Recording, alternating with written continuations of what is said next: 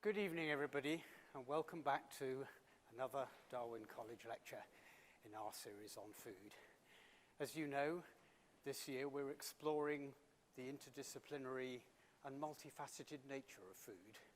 And the past 4 lectures have covered a whole series of interesting topics around that, from pet food to X-rays, from farmers to supermarkets, and from climate change to nutrition. This week, however, we've invited an award-winning chef, Alex Rushmer, to give today's lecture on a rather different topic, food as an expression of the human condition.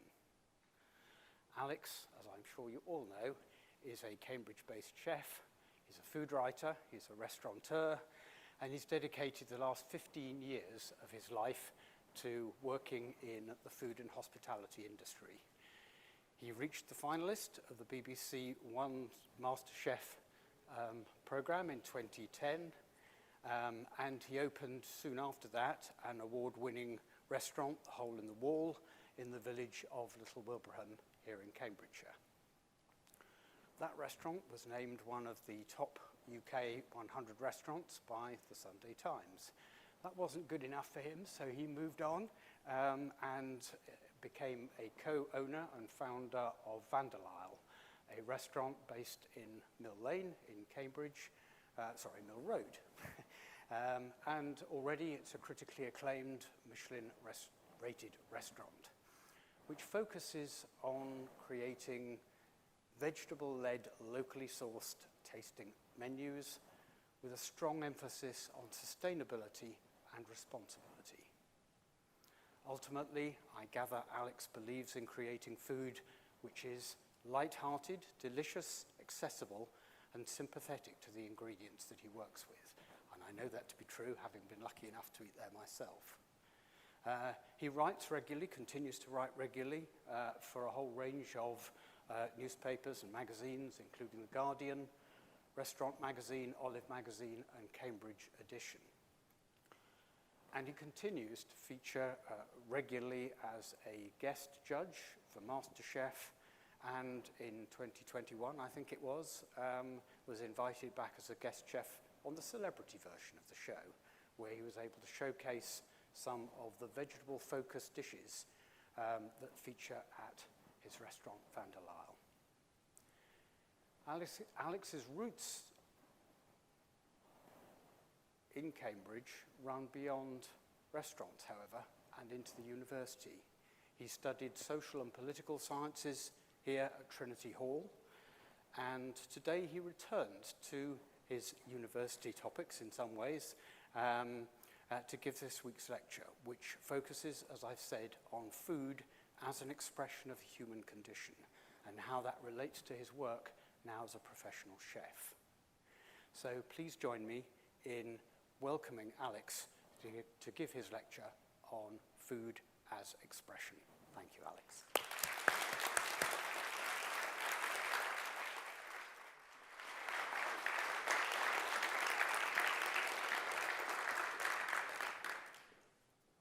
Just bear with me for a moment.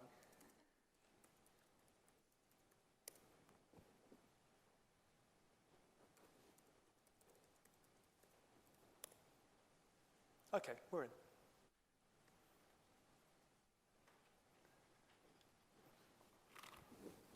Good evening. How are you all?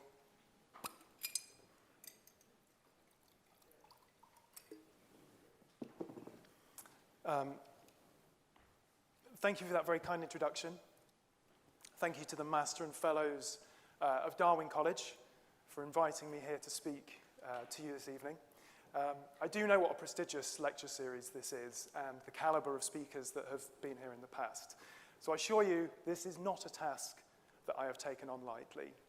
I would also like to pass on my thanks to my wonderful wife, Charlotte, for helping me in so many different ways with this, listening to every single version, every single draft of this lecture that I've written so far, and making this incredible slideshow as well that goes along with it. What would you like to eat? It sounds like a simple question. It's one we probably ask at least 3 times a day, and rarely do we stop to think about what the answers we give might mean, beyond expressing a desire for a slice of toast or a bowl of soup. But it's a question that's fundamental to our existence, and one that we've been asking each other for the longest time imaginable. It's a question that allows us to express ourselves as individuals, as communities, as civilizations, and even as a species. This isn't a usual environment for me on a Friday evening. I'm a professional cook and restaurant owner, and if there's one thing that people know about the hospitality industry, it's that Friday night is usually work night. But tonight, instead of talking to 26 people about food and cooking at Vanderlyle, I'm talking to a few hundred about this idea of food as expression. But an expression of what, exactly? In the grandest and most epic sense, food is an expression of our shared experience as a species. We are what we eat, but also we are because we cook. Food can also be an expression of our politics. It can be an expression of our culture, our background, our upbringing, our economic circumstances. Through food, we can express our wants, our needs, desires, emotions. It can, for some, in my case, be an expression of a vocation. Becoming a cook wasn't a natural career progression for me, and I definitely took an unconventional route into the kitchen. I did my A-levels, came up to Cambridge initially to read archaeology and anthropology, and then social and political sciences. And after graduating, like many of us, I'm sure, it took me a couple of years to figure out what it was that I wanted to do. But I'd always had an underlying interest in food, and so I took a leap that many other passionate home cooks have also taken, and that was to be a contestant on Masterchef. Thankfully, things turned out okay, although I'm not sure you'd know it from my face in that bottom picture. What followed was a quite intense and very public education into the inner workings of professional kitchens. I had some truly incredible experiences.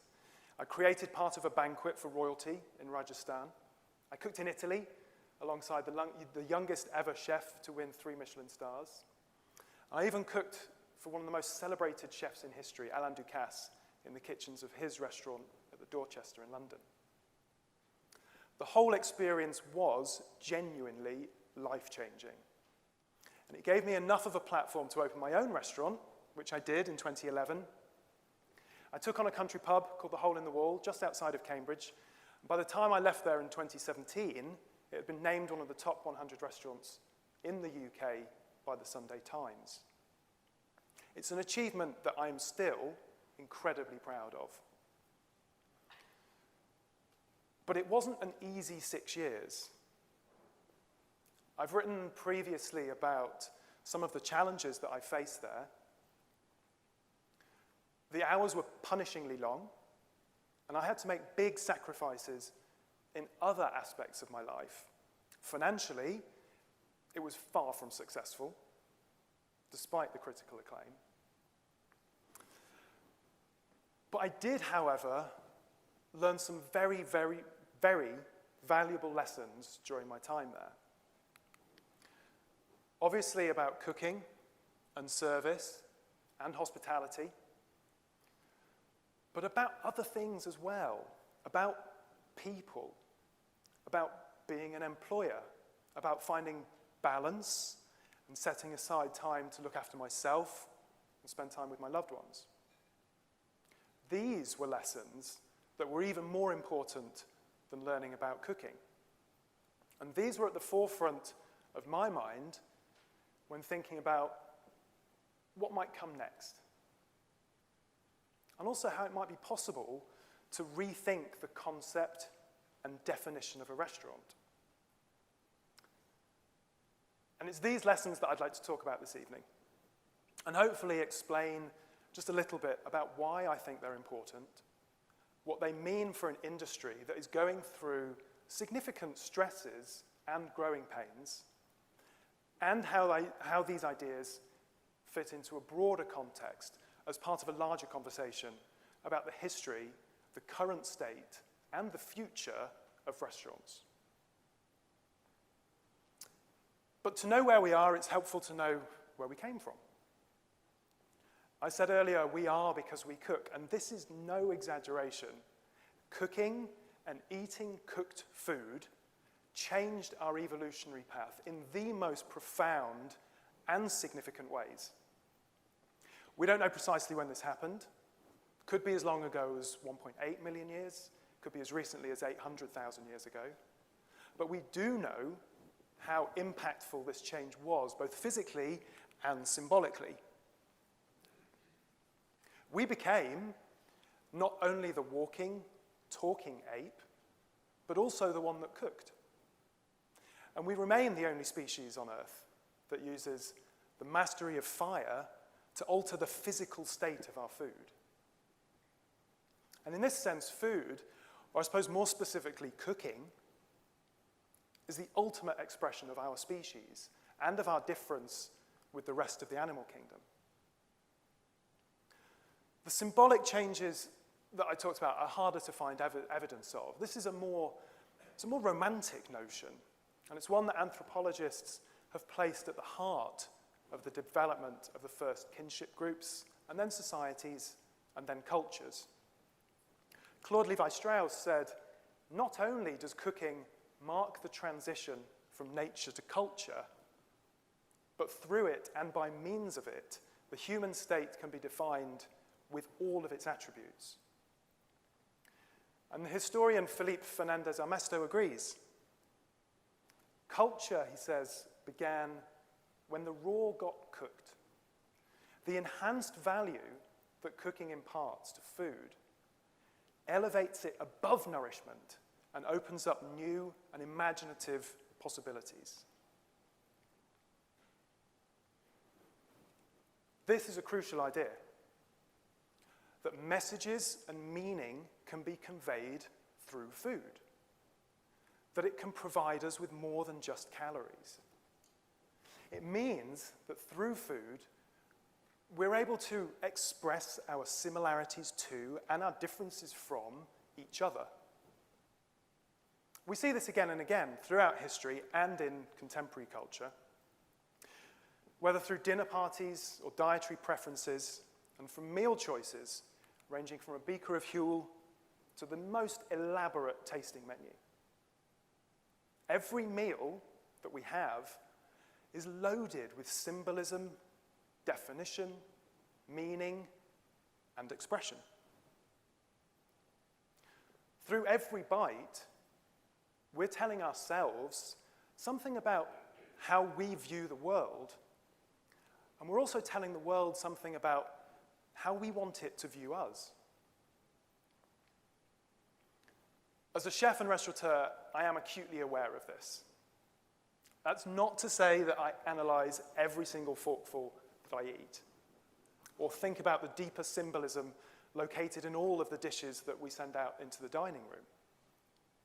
Sometimes, and quite often, the only thing that we're consciously expressing is the fact that we're hungry. And it's only when we stop to think that we can begin to see a few deeper layers of understanding and meaning. And I believe that that symbolism, or the possibility of expression, extends to the restaurant itself. I've been a chef for over 10 years now, but at no point until very, very recently had I stopped to wonder what a restaurant really is, and also how I define it. I've spent an extraordinary amount of time thinking about the physical elements that a restaurant is comprised of, the tables, the chairs, the crockery, the cutlery. But I've never actually thought about what a strange concept it is as a whole, especially when you think about how different it is to the way we cook and eat food in the home. So with that in mind, I thought an interesting place to start would be to create a restaurant with you, in order to try and figure out what this space represents, and perhaps get closer to how consumers and cooks can use both the food and the way it is served as a means of expression. So the first thing we need is a space. More accurately, we need a public space. One of the defining features of a restaurant is that anybody who has the means or the desire can go there. There is, however, a slight caveat here. Despite the outward suggestion of a restaurant being public, we do expect a certain level of privacy when we dine out. The table becomes this sort of strangely liminal space that sits between the private and the public realms. I'm sure we've all had the experience when the behavior of a group of diners at another table has negatively impacted on the enjoyment of our own meal. And when this happens, it's because we feel as if the semi-private space that we're effectively renting for the duration of our meal has been violated by people who aren't playing by the rules. Once we have our space, we need some food. A restaurant is somewhere where you go to eat. That is its primary function, to provide a meal. All restaurants are eateries.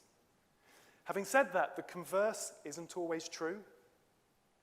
We should point out here that not everywhere you can buy a meal is a restaurant. The availability of food does not necessarily create a restaurant.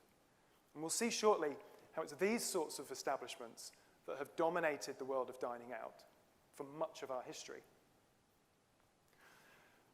Some element of choice in what you eat seems to be fairly central to the experience. In addition, further decisions have to be made when you're presented with a wine list or a drinks list. Fourthly is service. One of the joys of eating in a restaurant is not having to worry about the concerns you have when you're dining at home. Doing the cooking, clearing the plates, pouring the wine, washing the dishes. All of these tasks are done by people whose job it is to make you feel welcomed and unencumbered by the chores usually associated with eating a meal. Sadly, none of this comes for free. There is a price to pay for this service, and the final total will depend on many factors.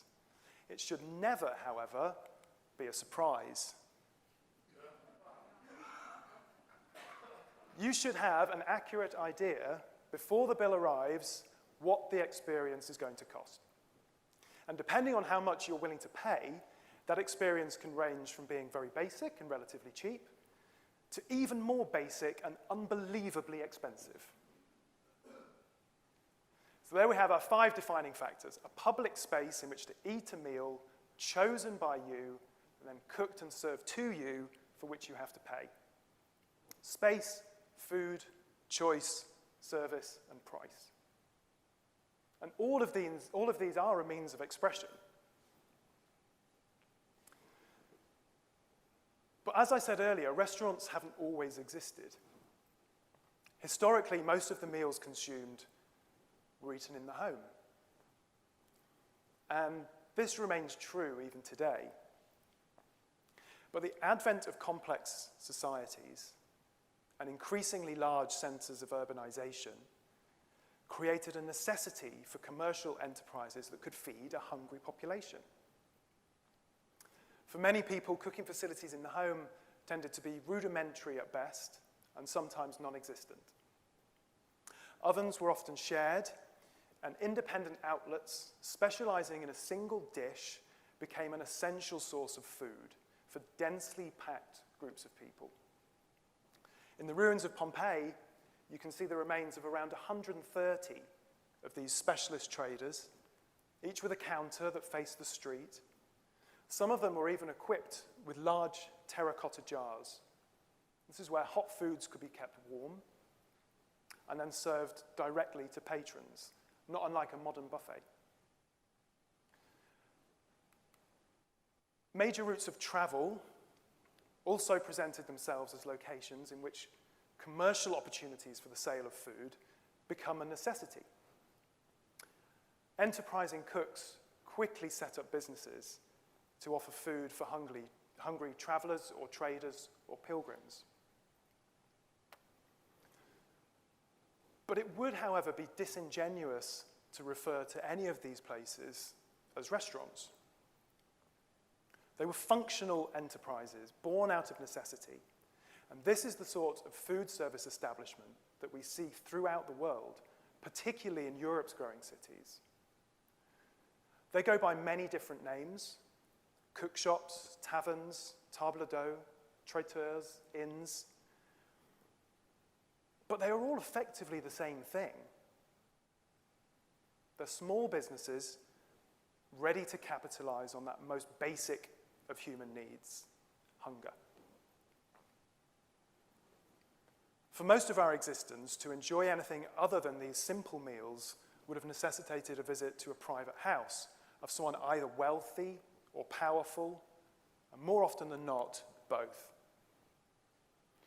One of the main reasons that we don't see the development of complex restaurants is that this opportunity, that's to say the consumption of a large variety of items, specially prepared by professional and highly trained cooks, this opportunity is solely accessible to the ruling classes in their own homes.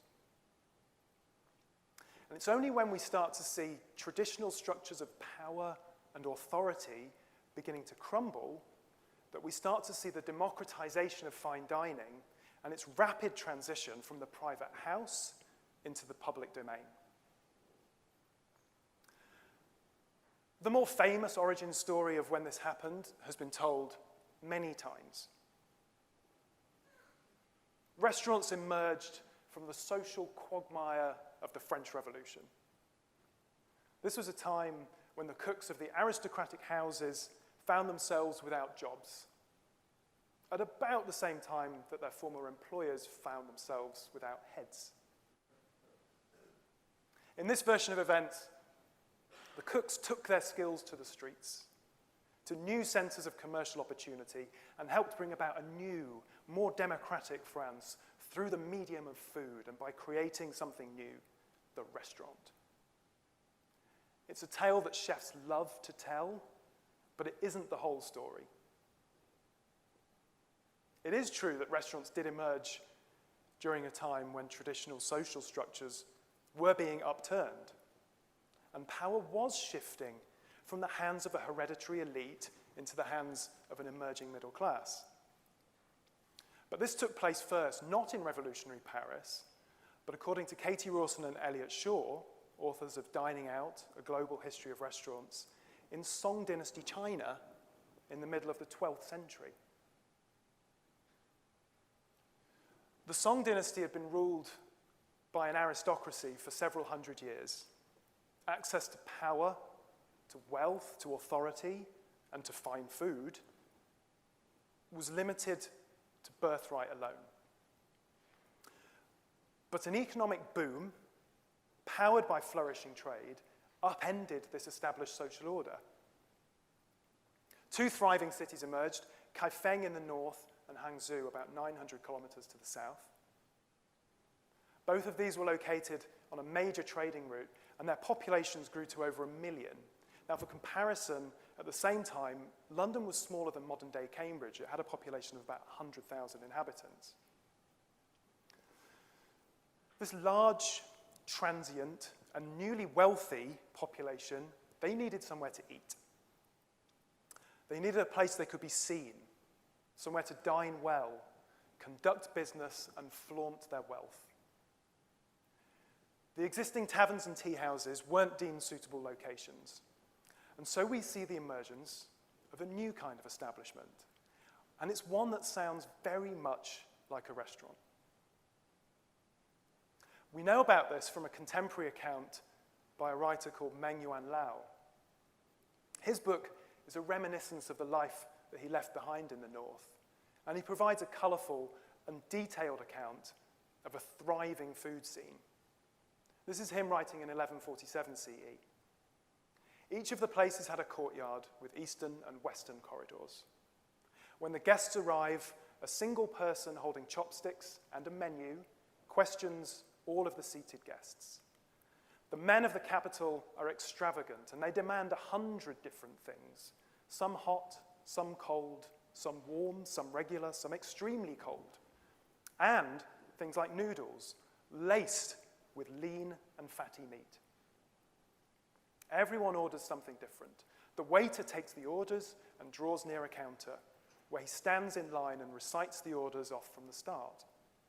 In a little while, the waiter sticks 3 bowls in his left hand, then piles up about 20 dishes along his right arm from hand to shoulder, distributing them in complete accordance with each person's order. So clearly, this wasn't a location to go just to be fed. And it represents a massive shift in who had access to fine food. For the first time, we see people being able to eat something that previously would only have been available to them if they'd been born into the right family. They're able to express their newfound wealth, power, simply by choosing to eat the right foods. We do see a similar pattern of events in Paris in the years immediately leading up to the revolution. Prior to the 1760s, the only place where an ordinary citizen could eat outside of their own home was in somewhere like a tavern. Even in the late 18th century, it remained true that the only place to get anything approaching an expression of the chef's art and craft was in the private houses of the aristocracy. But 20 years prior to the tremendous upheaval of the political revolution, a culinary one was also beginning to stir.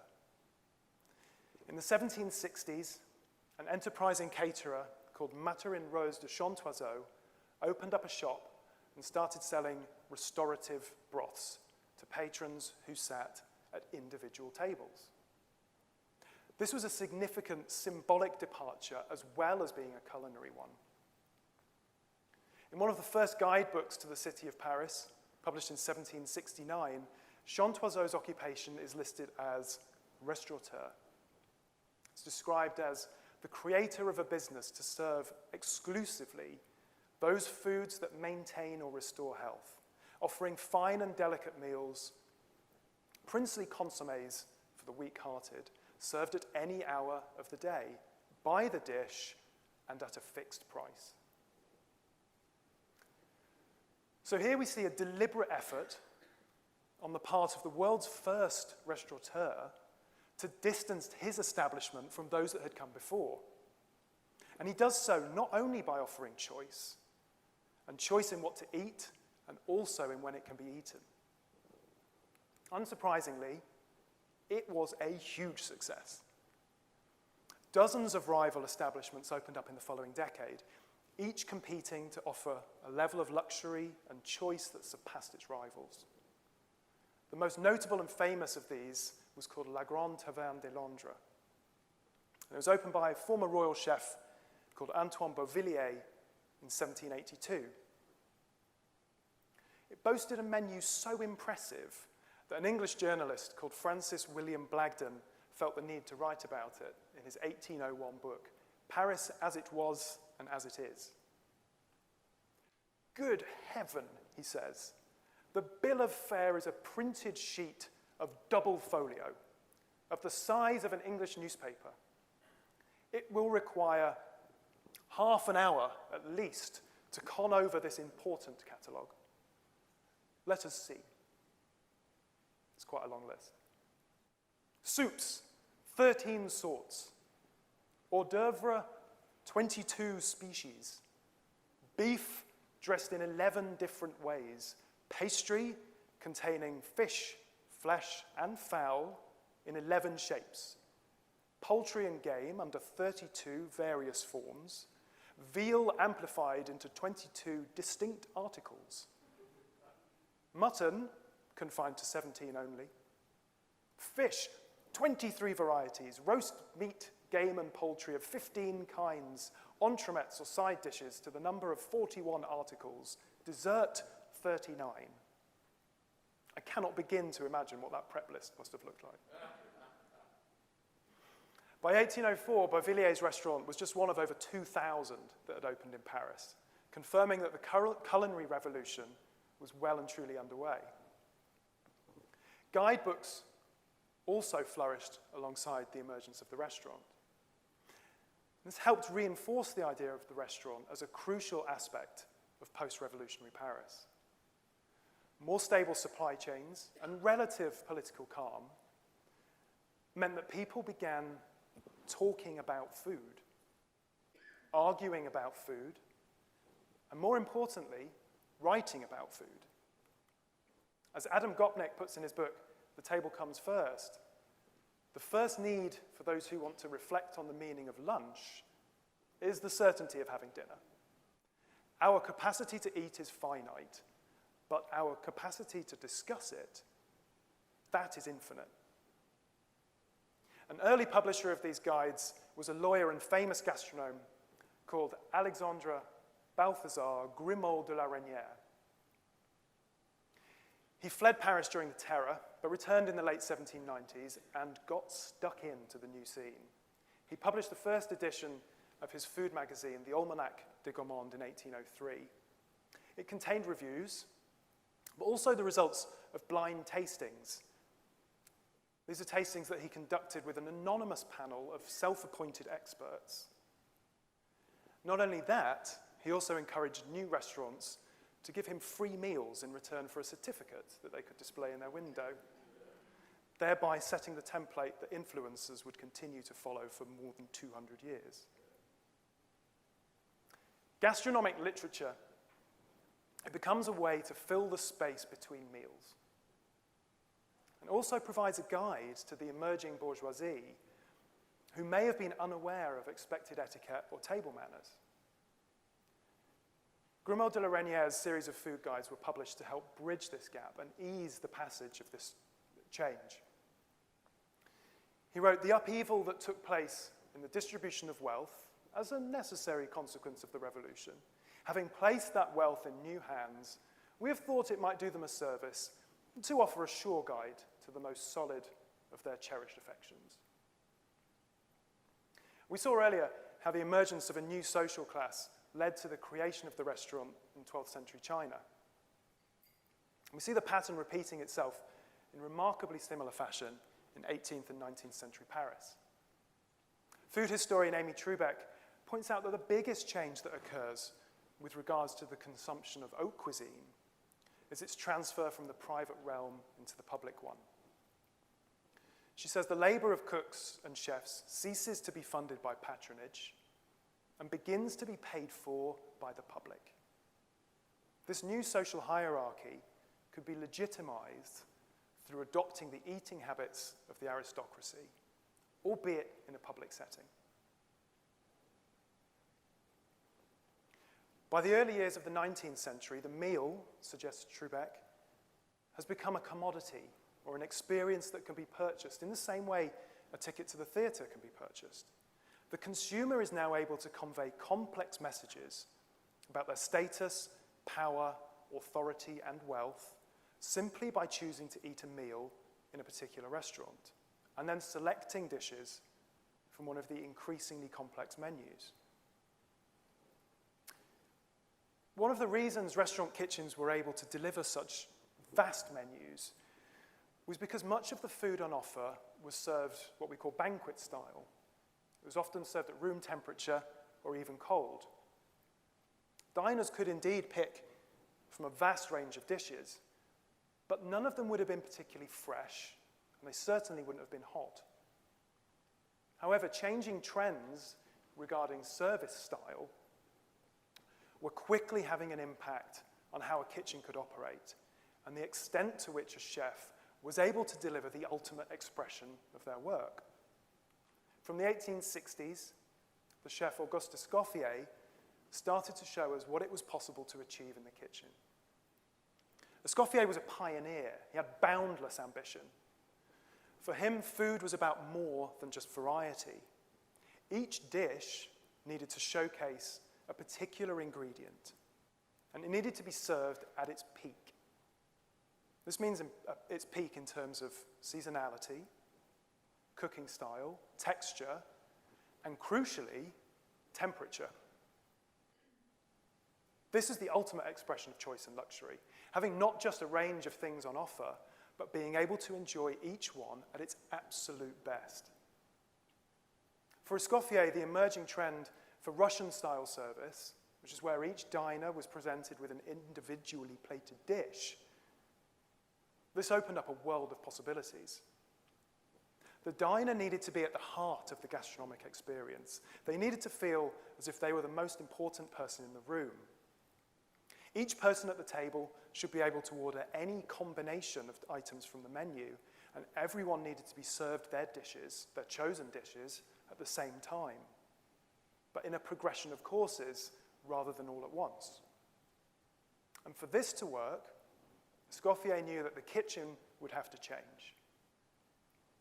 He drew on his 7 years' experience in the French military and instituted a rigid hierarchy in the kitchen that he divided into distinct sections.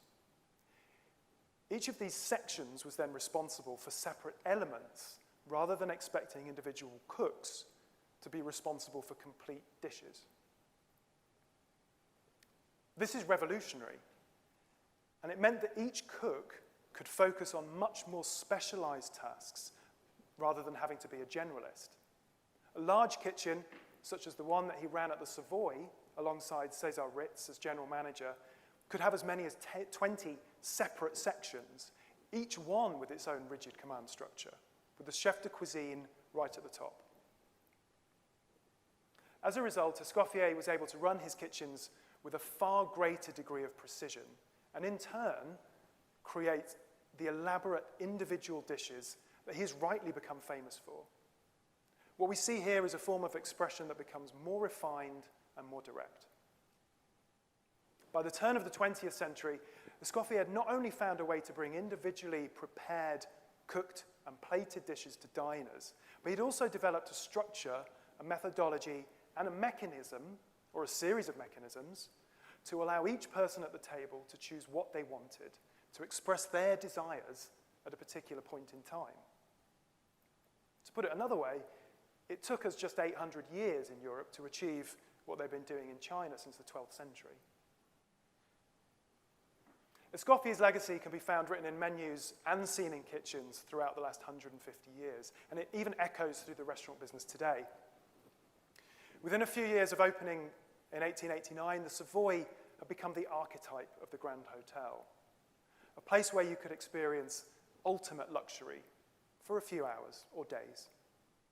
In fact, such was the opulence, such was the extent of the opulence on offer that it attracted even those who could afford their own households and private chefs. Whilst he was still the Prince of Wales, Edward VII dined regularly at the Savoy, and Escoffier had the honour of designing the menu for his coronation dinner in 1902. Even well into the 20th century, we see Escoffier's influence on menus such as this one from the Savoy in 1971. It's strangely reminiscent to that which we saw earlier when Francis William Blagden struggled to find enough adjectives to fully describe the extent of what was on offer at Beauvillier's restaurant in Paris. So at the very highest level, a menu becomes a singular expression, becomes a singular expression of the vision of the chef, no matter how many people might be working in the kitchen. And it was Escoffier that made this possible. There was no room for deviation or hesitation, but repetition was very much encouraged. What goes onto the plate is often the result of months of research and work, and it has to be the same every single time the dish is cooked and plated. In fact, one of the unofficial and unconfirmed criteria of the Michelin Guide is that a restaurant should be consistent, with each plate identical to the last. In a sense, this sort of experience can be seen as a dialogue between the chef and the diner. But there is another sort of menu, one that is less of a dialogue, and is actually more of a manifesto. Escoffier was no stranger to the tasting menu, especially for formal dinners and banquets, when even the most well-drilled brigade would have been impossible to cook a la carte. But removing the element of choice for a diner wanting to eat in a restaurant, that would almost certainly have undermined one of Escoffier's fundamental principles. However, the last 20 years have seen a marked change in how we interact with the menu, what it represents, and how it alters the relationship between chef and customer. Many restaurants have entirely removed the element of choice from their menus, Guests are still presented with a list of dishes, but instead of picking 2 or 3, they're given all of them. And that's not so unusual these days. Of the restaurants that currently make up the list of the world's 50 best, just 10 of them provide an a la carte offering. And of the rest, some even refuse to alter their menus for dietary restrictions or preferences. And this level of steadfastness is becoming increasingly common in fine dining. One of the reasons for that, I think, is that the restaurant, as it approaches its 250th birthday, is an institution under increasing signs of stress. It's trying desperately to operate in a way that was acceptable at the beginning of the 20th century, but in many ways is no longer suitable for the 21st. It's no surprise that kitchen life can be tough. Historically, some chefs have even reveled in the more sadistic aspects of a life spent toiling in pursuit of culinary greatness. One of the most famous cooks of the 19th century, and someone who is often regarded as the world's first celebrity chef, Antonin Carême, famously said of the ovens that powered his kitchen, "The charcoal kills us, but what does it matter? The shorter our lives, the greater our glory." And Orwell's famous account of kitchen life at Hotel X from Down and Out in Paris and London remains a legendary document about what life was like below stairs. More contemporary accounts, the late, great Anthony Bourdain's Kitchen Confidential, for example, often focus on the negative aspects associated with restaurant work. Long, unsociable hours, poor pay, the mental and sometimes physical abuse meted out by those in charge in an effort to maintain the chain of command. It's no secret that the restaurant trade has its fair share of demons. This isn't a world that I grew up in. My late arrival on my own terms into a professional kitchen, in a sense, insulated me from some of the more negative aspects of restaurant life. Not entirely. There were still the punishingly long hours, the stressful moments, the unhealthy lifestyle, working through injury and illness because that was what was expected.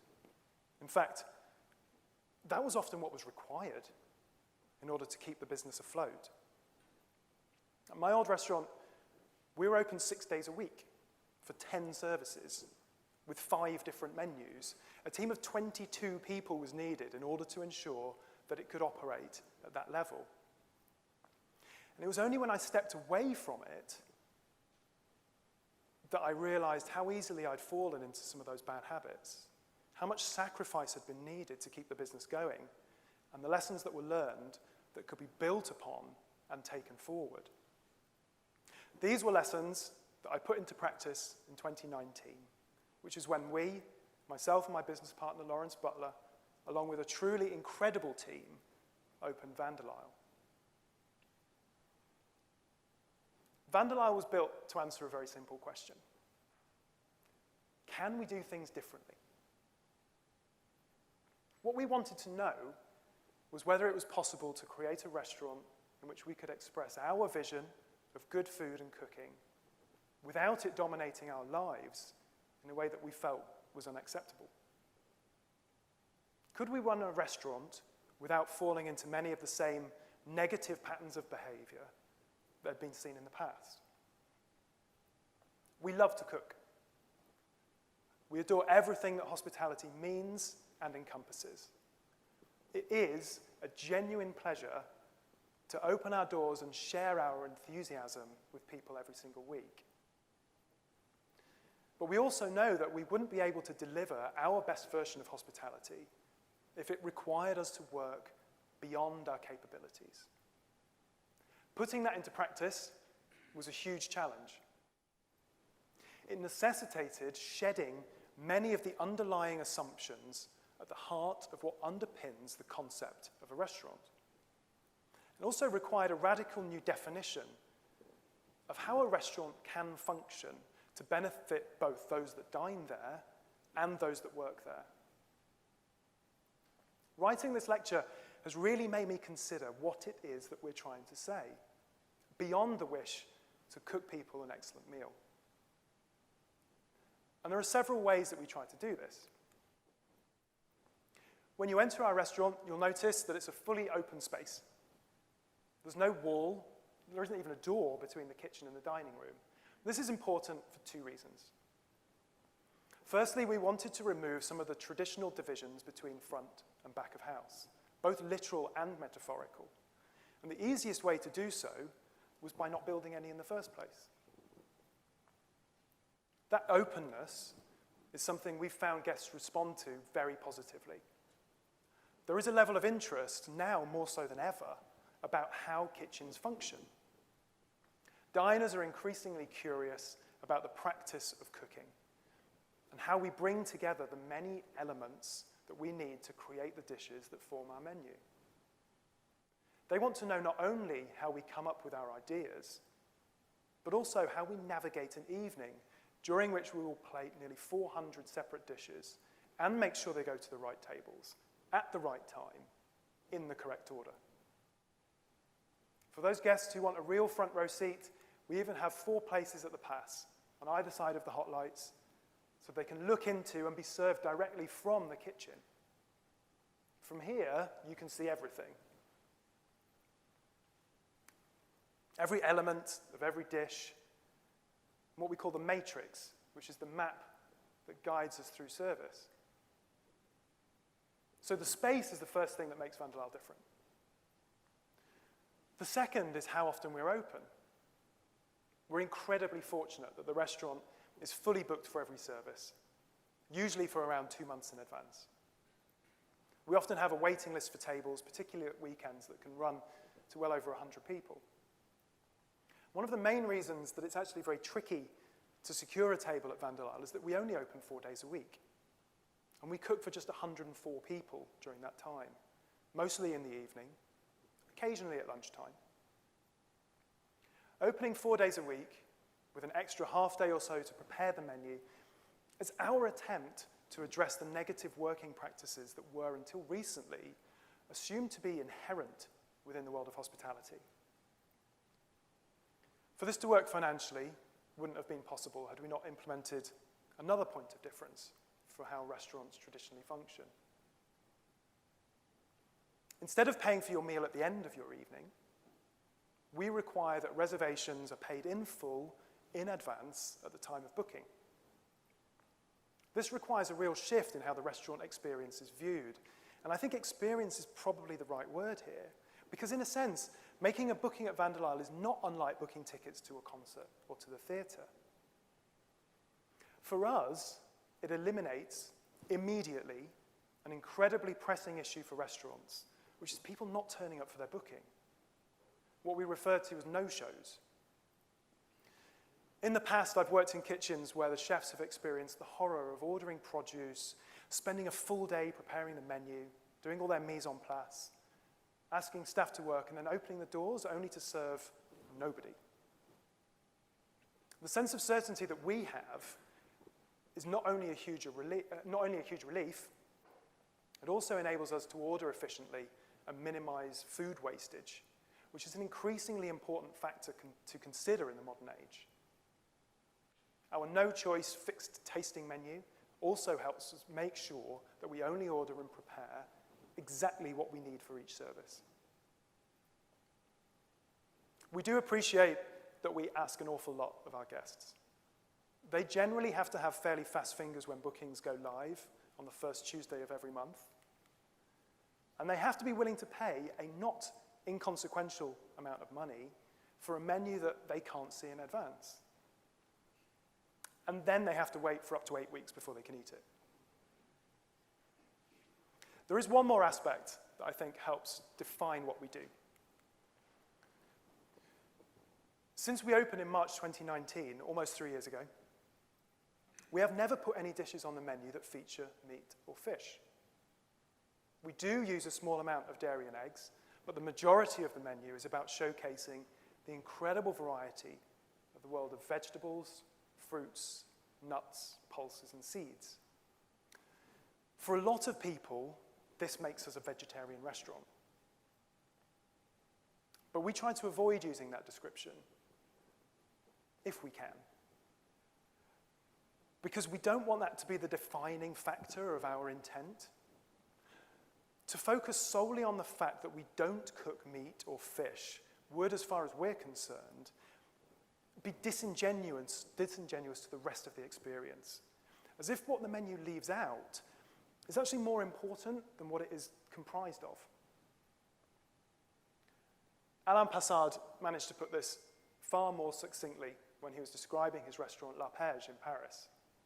Passard was and still is a highly acclaimed chef. His restaurant has had 3 Michelin stars since 1996, but he's perhaps most famous for removing overnight all the meat and the fish from his menu back in 2001. I love this quote. "The real malady and unhappiness of vegetables has always been the vegetarian restaurant." Instead, La Page is a restaurant that cooks vegetables. And that's what Vanderlyle is as well.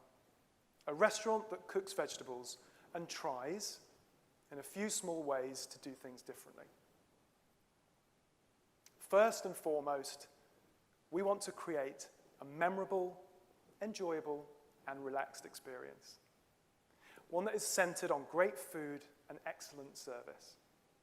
We want to do our bit for the environment by reducing food waste, by showcasing the incredible depth of flavor it is possible to achieve without using meat. We also want to enjoy it. We want to be able to deliver the best version of ourselves every single service. Both through and beyond the food that is on the plate, we are expressing our intent to cook and operate a business in a way that is responsible, both socially and environmentally. And by choosing to dine with us, our customers are expressing their own intentions, beliefs, and behaviors. And in part, they're agreeing with what we're saying. I know I've spent quite some time looking at the history of restaurants in an attempt to figure out how we ended up here. But really, this talk has been about the present and the future. The conversations that needed to be had are starting. The hospitality profession is changing, in many ways for the better. And the question that we began with, what would you like to eat, is one that always looks to the future, to our next meal and the one after that. The answers to that question are always changing. And that's what's exciting about food and cooking. The fact that we can never truly understand what the implications of our answers might be. What that means is the conversation will never be over. It's a conversation that we look forward to continuing with you over dinner at the Pass in our restaurant. Thank you.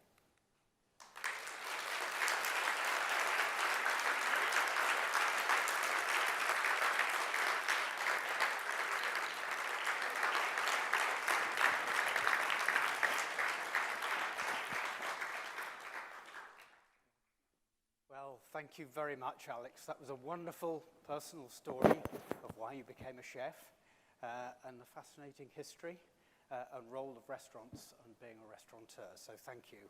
It's given me a new understanding of the role of food, not simply as sustenance, which is what I tend to think about it most of the time, but also how much it tells us about ourselves, each other, and society more generally. And I thought that was a real take-home message from this.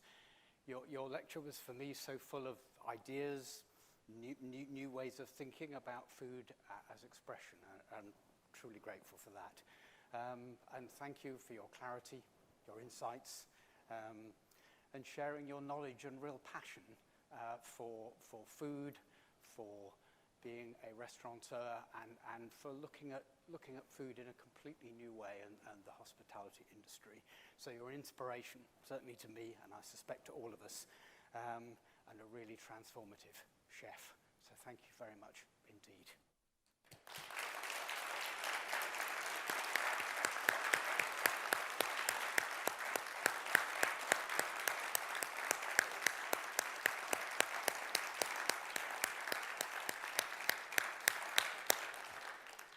Now it is indeed time to eat. So, enjoy.